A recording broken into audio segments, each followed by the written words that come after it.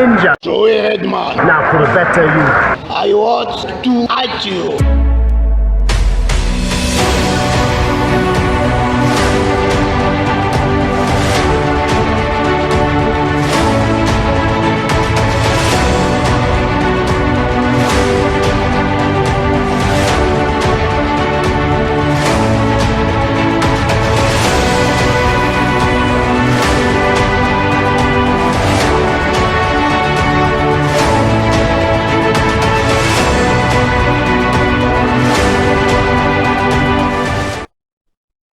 Bonjour, welcome, c'est Welcome TV. Nous sommes en direct ici à la télévision. Que Dieu vous bénisse. Alors, tous en Sangamawa, la famille Messa Francis Kitaya, na Messa Cindy Kitaya, Zana Sangamawa, au perdre leur mère.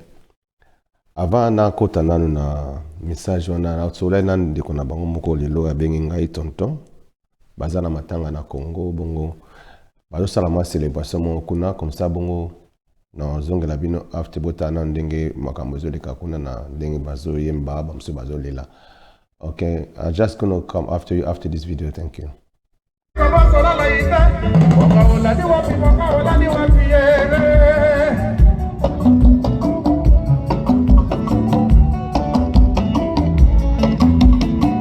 Junior, en direct, Mwaka.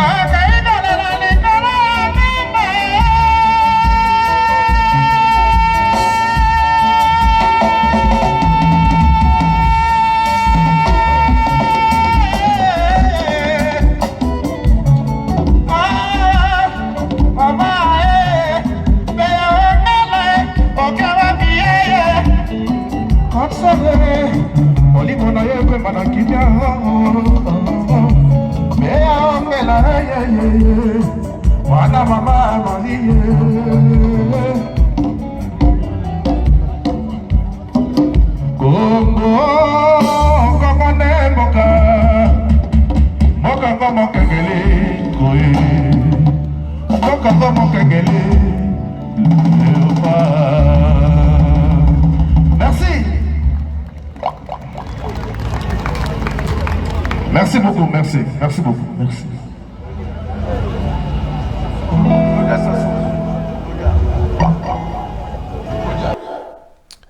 Wana ezalaki tonton évolué beaucoup là ka autant que dans la célébration bazo sala bazo yemba bazo la maman leki na ye eza vraiment passé.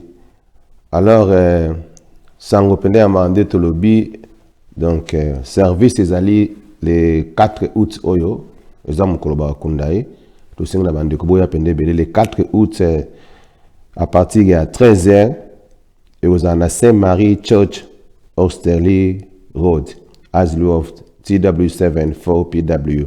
So beaucoup comme matin à 12h30 exactement bien dans Saint-Marie Church Austerley Road Asloft TW7 4PW. Donc vendredi le 4 août ezamukolo oyo il y a enterrement et cause là mais avant on a 13h 12h30 bozala déjà dans la Saint-Marie Church wana après na 14h45 nde ba kundaye na cimetière ya Pondes Mills Lane na Twickenham Wheaton TW2 6EJ nde mko ba kundaye ezaka le 4 wana après service ya church wana nde ba kundaye à partir à 14h bande ko boye belé. God bless you, thank you. Vous appelez belé ko sunga la famille et vous allez bien donc la dernière des mères naï. Alors mukili na to comme na temps vraiment suka ozomona de marambi belé au salama donc ça vraiment pas si le monde vraiment est en flamme. Lorsque dit que le monde est en flamme, nous sommes dans les derniers jours. La bande ko nyoso bazam na cœur brisé, nzamba tika bana na été.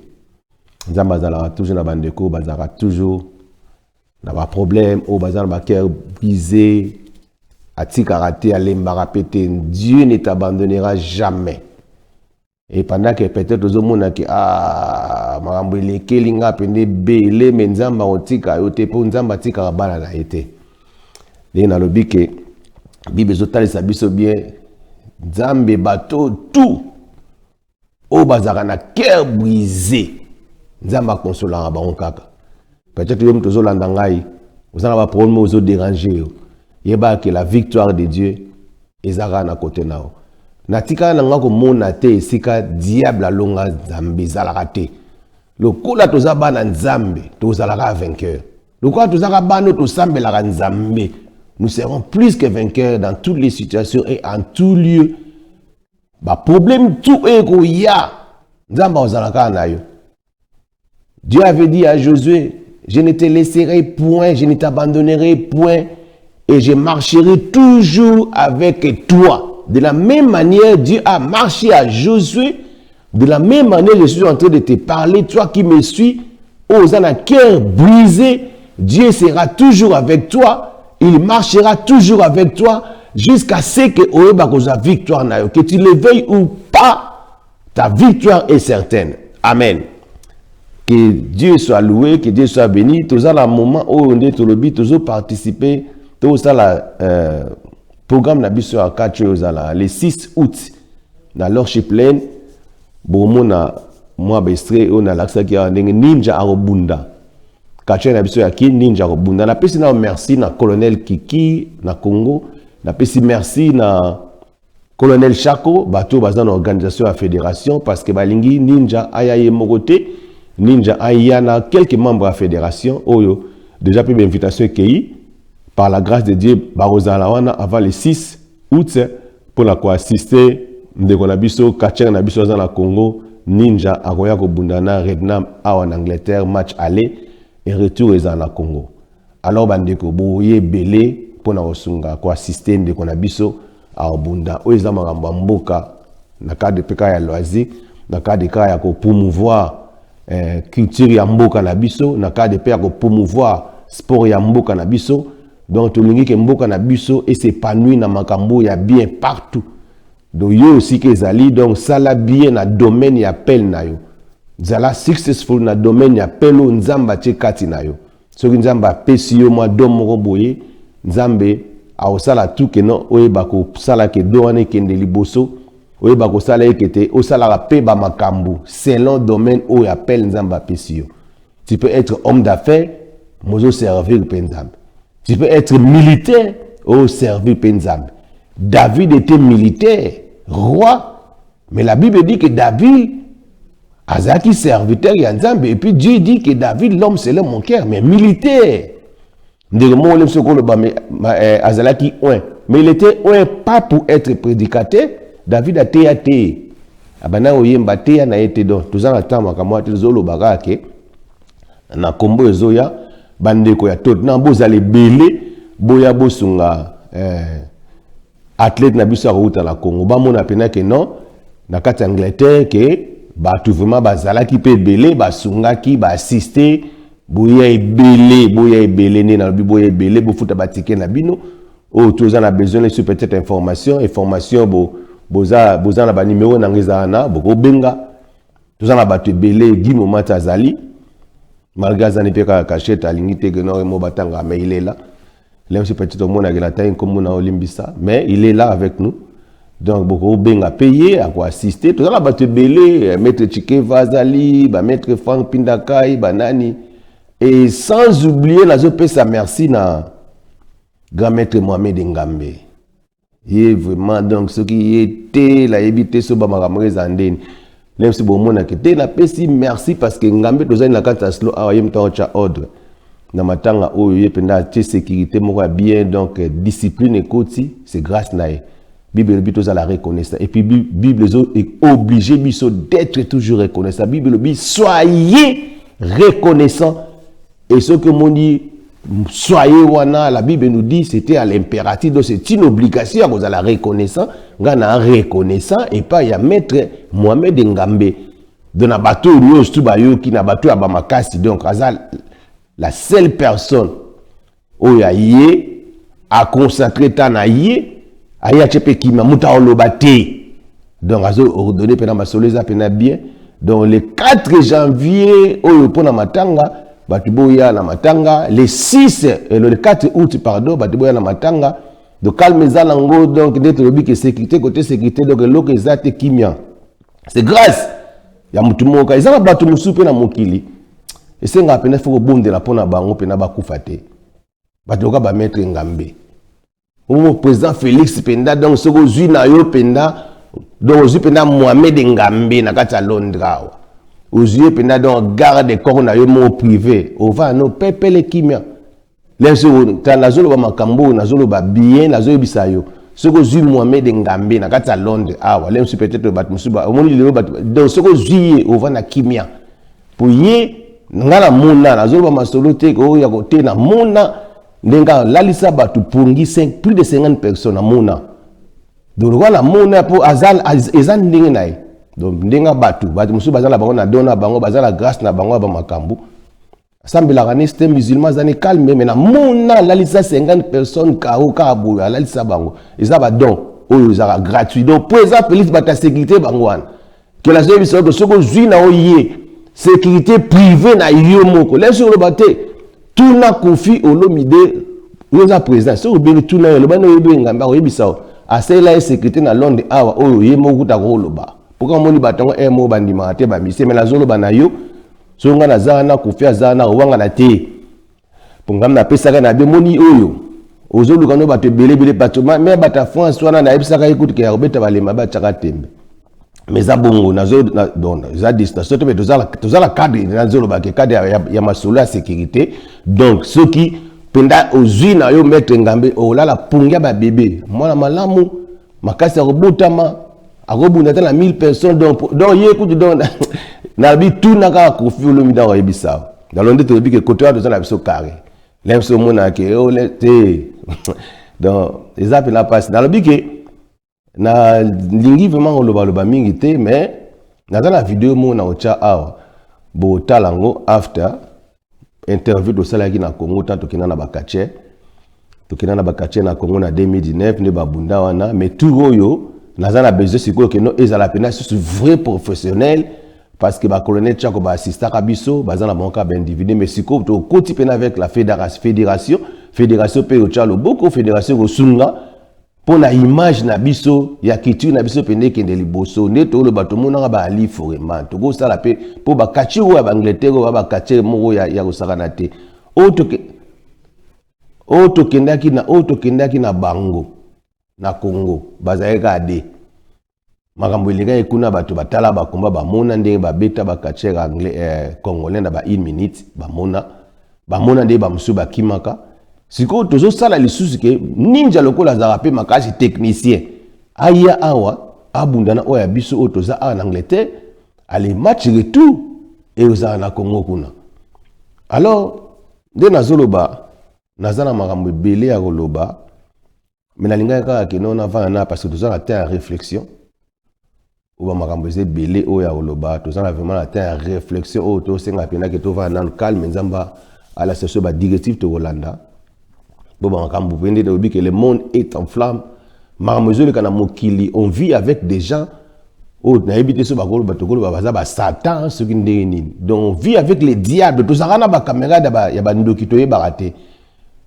uzaka na bana mutu vanda na yeme azani ndoki moyebeka na misala bible bito yeba ba na misala na bango les sorciers qui vivent avec nous bato bazo bebisa ba vie à bato ils continuent à tuer aussi les gens yango nde nazolo bake bola na vidéo oyo bo na ozongela bino after this video. Thank you.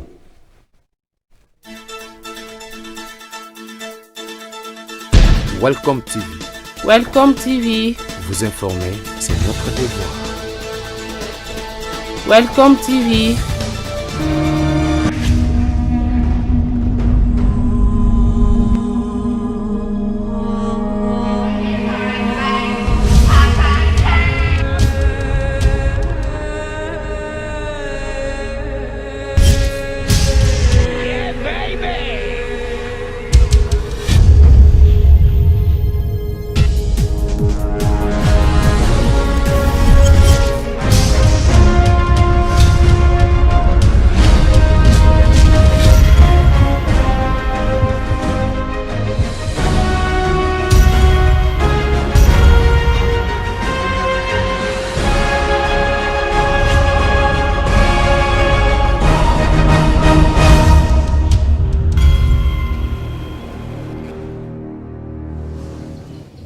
want to know, when you come in this country, and the way you see the people in this country, how do you feel? I feel that the country is no different than any other country I've been to. There doesn't seem to be any risk of anything happening to us, so that was the main. The British Embassy kind of warns you that you mustn't travel to this part of the world, but I see no reason why. Congo awa ezali nango pe na différence parce que ça ndemo lokwa bamboka mususu amoni na risque bamoni risque moko te donc ndé bato bana ba ambassade kuna ke tango zo ke zo risque na mais amoni risque te donc bazana bango à l'aise. Saying, you know, for the West in this country here, the way you was prepare yourself, that you meet them, how do you describe there for the fight? How do you describe the West in this country? Wrestling basically is wrestling.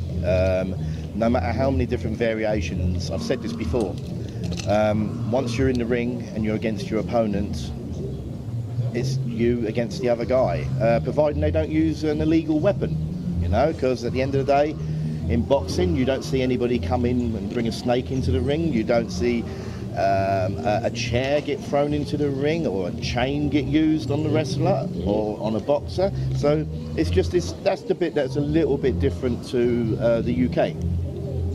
Alubi omoni catch is a catch. Is that taking on is a kinakatia même na net na box. Is that taking a kata box mtsazo bunda amimaka nyoka na kati belomo na kati was illegal. Yango moni ke na catch awe zo senga ke bat ba bundaka ke ba kotsa o nyoka na kati ya ring o chain na kati ya ring wana sa biente. Mais ndenga lo ba ke aibi ke catch is a catch. You say you know the guy who you beat, yeah? Yes. Yeah, how do you describe him? How do you describe it? You can say yourself. To me, he's a very strong wrestler. I can see that he's got good technique. Unfortunately, he came up against me. I've been in the game for 30 years, so I know every move. Now, if the guy goes to put me in a move, he put me into a suplex. And I knew that he's not going to pick me up because I'm going to grab his leg and roll him backwards and pin him. Once I lock it in, he can't get out.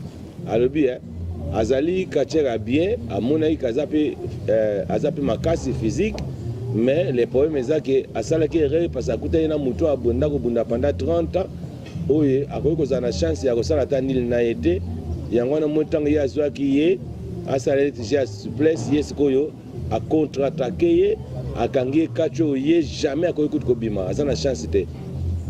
He's saying, you know the guy who you fight with, how do you describe that guy? Well, the guy obviously was big. I think he was strong. But in wrestling, it's not how big or how strong you are. It's how prepared you are in your mind and go with the plan to finish as quick as you can the opponent. And what you saw was an example of what you can see in August. Whoever it is, we always prepare mind, body, and then we go in with one foot in mind. And that's getting the victory, 1, 2, 3, and taking back my championship belt to the UK. Alobi ki azaki na makasi, mais le problème est que na kati ya cash esenga na pena kuza makasi esenga pe fo intelligence. Yele kola zana intelligence beta ki pendant beta ki rapidement pe a gagner puis abindenge zana ngwana yango ande bomo nango na out tango ba nsonga lisusu. But the people, the fans have been amazing. Yeah. They come to the show, they obviously like what they saw, and all the kids and everyone that we come across to, they greet us very well. They're very supportive of wrestling in Congo, I can see that. I guess because they love wrestling. So they've been absolutely fantastic, really. Abi public vraiment ça been very fantastic. Bazali bien, ba accueilli bango bien. Et puis amoni pena que non ba public parce peut-être balinga cash mingi. The bazali pena bien accueilli na kata Congo. In August, you're going to be coming definitely or not because you just want to from now on to say to the public to wait for you in August. Well, it's very simple. As a wrestler, when you book and you contract to someone, you turn up. I'm coming to the Congo. It's not up to me now. It's up to the promoters to book me to come back. If I'm booked, I am here and I'll do my job and beat any wrestler who enters the ring with me. You saw what happened already? Submission hold, tap out. It will happen again. So I'll be here, you be here, tell the promoters, get it done. Alobi na catch eza problème te soki bo bouquet agozala neti ko azaki book azana kati Angleterre ndenge za awa azozonga na Angleterre soki promettre monani a bouquet agoya et puis eloko asala ki ya ko senga mutu na senga ki pardon akosala ngoli susu et puis bongomona. Like I've said before, I've known Papa T for a very long time. Now Papa T has been a friend of this guy for 26 years? 8 years. 28 years. So, as I know Papa T, and I trust Papa T, I also trust this man. Okay? Now, when it comes to wrestling, we're happy to wrestle any country, anywhere. What people have to understand here is that this is our job. It's not our recreation. This is our job. For 30 years, I have had thousands of matches around the country, in my country, around Europe, and now into Africa. So I'm happy to come back here in August. Alobi pona biso aibi papati ndeza maître Chikefa pendant longtemps. Bon, siko ngai na papati pe toyebana na ye pendant 28 ans. Lokola ye ayebi azo trust donc kondima big papa donc maître Chikefa de la même manière pas zone di mangai parce que toza batu malamu donc musala oya catch eza job na ye donc eza musala na ye pendant 30 ans donc 30 years 30 ans abunda kaka eza musala donc cela veut dire qu'il voulait parler que donc tant azo bunda il faut futa mara normalement dans la sens où eza musala na ye donc catch eza musala na ye. When we arrived at the airport, we came out, Welcome TV was there. It was good. They've done a great job. I've seen some of the footage. So Welcome TV is there again. It'll be amazing. And Welcome TV, check it out on Facebook or YouTube. And you can see everything that's been happening when we arrived to Kinshasa. And where the fans and everybody has been to us when they arrived. Comme TV, ezali bien, eza chaîne amunene ba maki biso depuis to yaki na aéroport ti to komi awa so bombo mona ngo boko tala bango na YouTube bombo na ba image no so ba na ko filmer biso depuis aéroport jusqu'à présent. Donc eza chaîne bien. Come back in August, we will bring the best wrestlers in Europe. Okay? So they will be used to wrestling every style. I've known so many wrestlers over so many years. So many wrestlers have contacted me this week asking me what's happening in the Congo, why am I here, and can they come to it? And I've said to them, if you're happy, Papa T's happy, George is happy, we come back and we bring extras. Okay. Bye bye, yeah? Thank you.